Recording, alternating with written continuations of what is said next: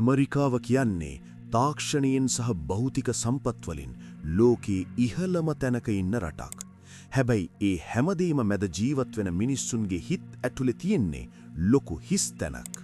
ඒ හිස් තැන පුරවන්න කිසිම මිල මුදලක් අය නොකර සැතපුම් 3000ක් පයින් ඇවිදගෙන යන මේ අමුතුම කණ්ඩායම අද මුළු ඇමරිකාවම කම්පණය කරලා තියෙනවා.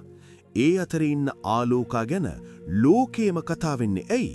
ඇය සැබවින්ම දහමට කැපවුණු සත්වයෙක්ද නැත්නම් මේ පිටුපස තියෙන්නේ වෙනත් අභිරහසක්ද? ඇතම් භික්ෂූන් වහන්සේලා දේශපාලන අරමුණු වෙනුවෙන් පෙනී සිටිද්දී තවත් පිරිසක් තීරණය කරනවා තමන්ගේ ජීවිතයේම බුදුදහමේ සැබෑ අර්ථය වෙනුවෙන් කැප කරන්න. ඇමරිකාවේ වෙසන මේ ස්වාමීන් වහන්සේලා කිලෝමීටර් දහස් ගණනක් පාගමනින් ගඩම කරන්නේ මුදල් හෝ ප්‍රසිද්ධිය සොයාගෙන නෙවෙයි.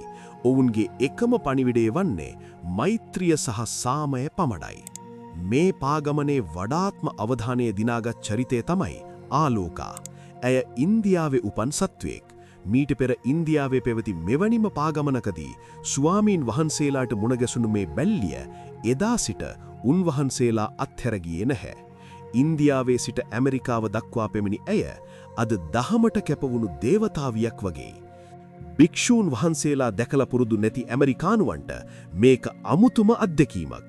ඔවුන් පාර දෙපසට වෙලා මල් දෙනවා, පින්තූර ගන්නවා. සමහරු වඳින ක්‍රමය නොදෙන වුණත් දෑත් එක් කරලා Tamanගේ ගෞරවය පිරිනමනවා. මේ මගින් බුදුදහම කෙරෙහි බටහිර ලෝකයේ තියෙන ගෞරවය තවත් වැඩි වෙලා තියෙනවා. ආලෝකා දෙස බලන විට අපට මතක් වෙන්නේ බුදුසිරිතේ එන කන්තක අශ්වයාව හෝ බුදුහිමියන්ට උපස්ථාන කළ පාරිලෙය ඇතුවෙනි සතුන්වයි.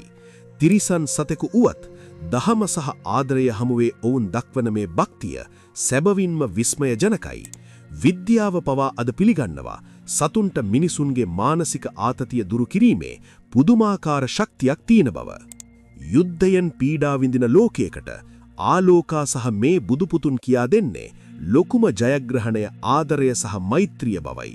සතෙකුට පවා තේරෙන මේ දහම අපට තේරෙන්නේ කවදාද? ඉතින් මේ අපූරු පාගමන සහ ආලෝකා ගැන ඔබ මොකද හිතන්නේ? ඔබේ අදහස පහලින් කමෙන්ට් කරන්න. මේ වගේ වටිනා වීඩියෝ බලන්න අපේ channel එක subscribe කරන්නත් අමතක කරන්න එපා. සියලු දෙනාටම සුබ දවසක්.